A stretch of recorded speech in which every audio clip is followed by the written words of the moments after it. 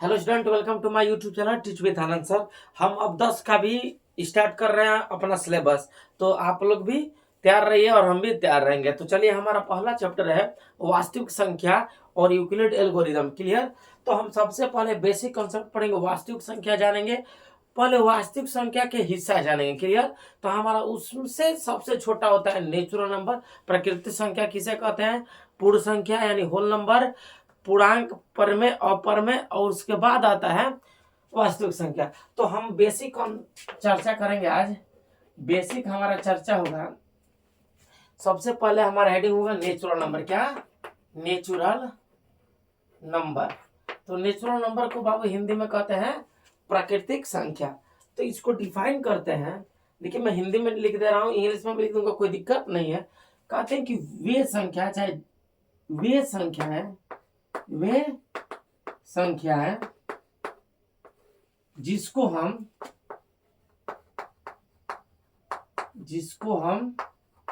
गिन सकते हैं। गिन सकते हैं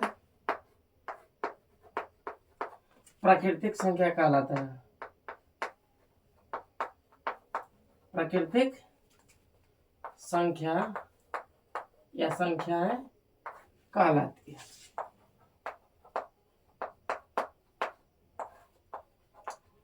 प्राकृतिक संख्या को बाबू हम अंग्रेजी के बड़े अक्षर यानी कैपिटल लेटर, इसे कैपिटल एन से प्रदर्शित करते हैं। किससे प्रदर्शित करते हैं बाबू? कैपिटल एन से। यानी अगर हम कैपिटल एन बराबर लिखे तो क्या कहा हमने कि वे संख्याएं जिनको हम गिन सकते हैं, यानी हम अगर काउंट कर रहे हैं तो प्राकृतिक संख्या है, और नहीं करें तो प्राकृतिक संख्या नहीं है। तो हम काउंट कहाँ से स्टार्ट करते हैं बाबू? जैसे हम मूव करें 1 2 3, तो हम 1 से स्टार्ट करते हैं। तो हमारा क्या हो जाएगा? कैपिटल एन इक्वल्स टू 1 2 3 4, मैंने कामा का प्रयोग करके लिखेंगे 5 6 7 डॉट डॉट डॉट। यहाँ पे डॉट डॉट ये दर्शाता है कि यह अनंत तक है, मतलब आगे भी संख्या आ सकती है। 8 9 10 1000 1001 10,000 10,001 1,00,000 1,00,001 1 करोड़, मतलब आगे भी संख्या आ सकती है। तो हम प्राकृतिक संख्या को कैपिटल एन से रिप्रेजेंट करते हैं। और प्राकृतिक संख्या का डिफिनेशन होता है वे संख्याएं जिनको हम गिन सकते हैं, प्राकृतिक संख्याएं कहलाती है। क्लियर हो गया? नोट डाउन कर लीजिए, स्क्रीनशॉट ले लीजिए। अगर कोई बच्चा हमारे चैनल पर नया है तो चैनल को सब्सक्राइब कीजिए, वीडियो को लाइक कीजिए और शेयर कीजिए। ध्यान दीजिए बाबू, इसके बाद आता है हमारा पूर्ण संख्या। क्या आता है बाबू? पूर्ण संख्या या संख्या है, पूर्ण संख्या है। इसको बोलते हैं whole number. Whole number. Whole numbers हमारा होता है कि हम क्या कर रहे हैं बाबू? होल नंबर्स को कैपिटल डब्ल्यू से रिप्रेजेंट करते हैं। कैपिटल डब्ल्यू बराबर 0 1 2 3 4 5 6 7 डॉट डॉट डॉट। हमने क्या किया बाबू? हमने ये तो हमारा प्राकृतिक संख्या है। क्या है? प्राकृतिक संख्या। ये यही ना हमारा प्राकृतिक संख्या। हमने अभी कहा कि वे संख्या जिसको हम गिन सकते हैं उसे प्राकृतिक संख्या कहते हैं। तो ये तो हम काउंट करें, यानी अगर हम प्राकृतिक संख्या में जीरो को भी शामिल कर ले, पहले जीरो को भी शामिल कर ले, तो हमारा क्या हो जाता है? प्राकृतिक संख्या। तो कहेंगे वे संख्या है जिनको हम गिन सकते हैं और उसमें जीरो भी शामिल हो। देखिए, हम जीरो भी शामिल हो, उसे पूर्ण संख्या कहते हैं, होल नंबर कहते हैं। क्लियर हो गया? तो आप लोग डिफिनेशन लिख लीजिएगा कि वे संख्या है जिनको हम गिन सकते हैं और उसमें जीरो भी शामिल हो, पूर्ण संख्या कहलाता है। ध्यान दीजिए, इसको हमने क्या किया? प्राकृतिक संख्या में इस तरह डिफाइन करेंगे। प्राकृतिक संख्या में अगर जीरो भी आ जाए, प्राकृतिक संख्या में अगर जीरो से स्टार्ट हो, जीरो भी आ जाए, तो उसे पूर्ण संख्या कहते हैं। चलिए, आप लोग लिख लीजिएगा, मैं लिख दे रहा हूं यहाँ पे। इसको मैं इरेज कर दे रहा हूं, जो हमारा कंसेप्ट था। ये बाबू हमारा हो जाएगा। क्या लिखेंगे? इसको इंग्लिश में लिख दे रहा हूं, all counting numbers having zero is called whole number।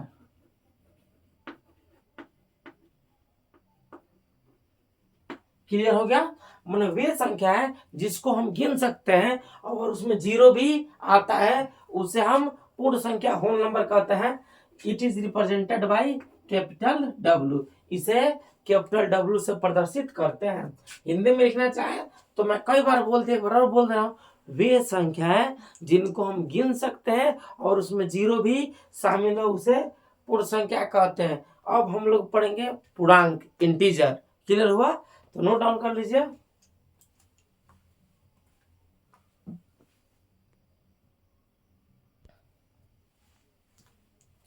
अब हम लोग पढ़ेंगे बाबू पूर्णांक। क्या पढ़ेंगे?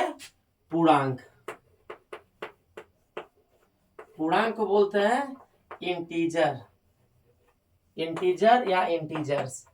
हम पूर्णांक बाबू जो होता है, देखिए अगर हम नंबर लाइन ड्रॉ करें, क्या करें? नंबर लाइन, तो इधर होता है माइनस इन्फिनिटिव और इधर होता है प्लस इन्फिनिटिव और बीच में होता है जीरो, इधर 1 2 3, इधर पॉजिटिव और इधर निगेटिव।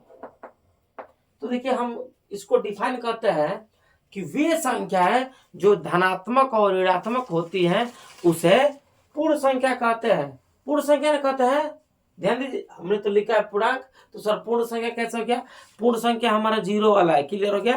तो क्या कहेंगे? वे संख्या है जो प्लस और माइनस चिन्ह के साथ आता है, वे संख्या जो प्लस माइनस चिन्ह के साथ आता है उसे पूर्णांक कहते हैं। क्या लिखेंगे? वे संख्या है, वे संख्या है जो प्लस तथा माइनस, प्लस माइनस के साथ आता है, उसे पूर्णांक कहते हैं, पूर्णांक कहते हैं। और पूर्णांक को बाबू हम आई, कैपिटल आई का कैपिटल जेड से प्रदर्शित करते हैं। किसी से प्रदर्शित करते हैं? कैपिटल आई और कैपिटल जेड। ये हमेशा याद रखेगा, ये सेट थ्योरी में बहुत इंपॉर्टेंट होने वाला टॉपिक है, नोटेशन है, टॉपिक है, नोटेशन है। हमने क्या कहा? देखिए हमने तो ये नंबर लाइन बनाया इंटीजर का, लेकिन इंटीजर में देखिए क्या क्या है। इंटीजर में ये तो हमारा नेचुरल नंबर है, हाँ है सर। हमारा होल नंबर भी है, हाँ बिल्कुल है। और इसमें निगेटिव नंबर भी है, क्या है? Negative number. यानी इंटीजर से ही हमारा होल नंबर आया है और नेचुरल नंबर आया है। क्लियर हो गया? देखिए तो हम जो हमारा नेचुरल नंबर पे वह सबसे छोटा है, होल नंबर उससे बड़ा है, पूर्णांक इन दोनों से बड़ा है। अब हम पढ़ेंगे परिमेय संख्या। तो परिमेय संख्या को हम डिफाइन करते हैं विच नंबर, रेशनल नंबर को, which number written in the form of p by q where q is not equals to 0। Clear? मतलब जो p by q के रूप में होगा और q 0 के बराबर नहीं होगा, उसे हम परिमेय संख्या कहते हैं, परिमेय संख्या कहते हैं, संख्या कहते हैं। अब क्या होगा बाबू? हमारा क्या होगा? अरे संख्या न होगा, जैसे 3/2, 4/3, 5/6, तो ये सारा हमारा क्या हो गया? परिमेय संख्या। तो इसको डिफाइन करेंगे, वे संख्या है जो p by q के रूप में हो, लेकिन q मतलब हर अंश नहीं, हर 0 के बराबर न हो। हमारा ऊपर वाला 0 के बराबर हो सकता है, लेकिन नीचे वाला कभी 0 के बराबर न हो, उसे हम परिमेय संख्या कहते हैं। वह संख्या जो p by q के रूप में हो और q 0 के बराबर न हो, उसे परिमेय संख्या कहते हैं। इंग्लिश में डिफाइन करना चाहते हैं तो which number written in the form of p by q where q is not equals to 0। अब ध्यान दीजिए बाबू, सर आप तो कह रहे हैं कि इंटीजर से होल नंबर आया फिर नेचुरल नंबर आया। हमने कहा बाबू, अगर देखिए हमने यहाँ पे सभी में बाटा 1 कर दे, हम तो कर भी सकते हैं, सभी में बाटा 1 कर दे तो सर ये तो हमारा परिमेय हो गया। बिल्कुल हो गया, ये भी परिमेय, तो सर सारा परिमेय हो गया। हाँ परिमेय हो गया। तो जो हमारा परिमेय से हमारा क्या है, इंटीजर है। परिमेय से हमारा इंटीजर है और इंटीजर से होल नंबर है और होल नंबर से नेचुरल नंबर है। यानी हमारा परिमेय संख्या natural number, whole number, integer से बड़ा है। क्लियर होगा? तो इसको डिफाइन भी हमने कर दिया, नोट डाउन कर लीजिए, स्क्रीनशॉट भी ले लीजिए और अधिक से अधिक शेयर कीजिए ताकि जो बच्चे पढ़ने वाले हैं उनके पास हमारा वीडियो जाए और वो लोग पढ़े। इसको बोलते हैं इन्फिनिटिव, इसको बोलते हैं इन्फिनिटिव। ये इन्फिनिटिव का चिन्ह है। जैसे हमारा 8 है, ये उठल 8 है तो ये सुतल 8 है। अगर 8 को सुता देंगे तो इन्फिनिटिव हो जाता है। यह प्लस साइन के साथ है तो प्लस इन्फिनिटिव और यह माइनस साइन के साथ है तो माइनस इन्फिनिटिव। नोट डाउन कर लीजिए, स्क्रीनशॉट ले लीजिए।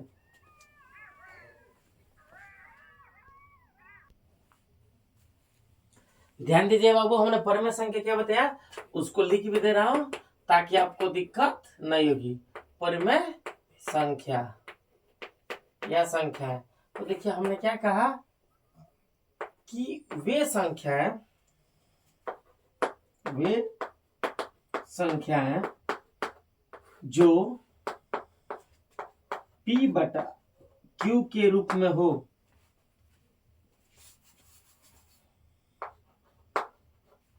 रूप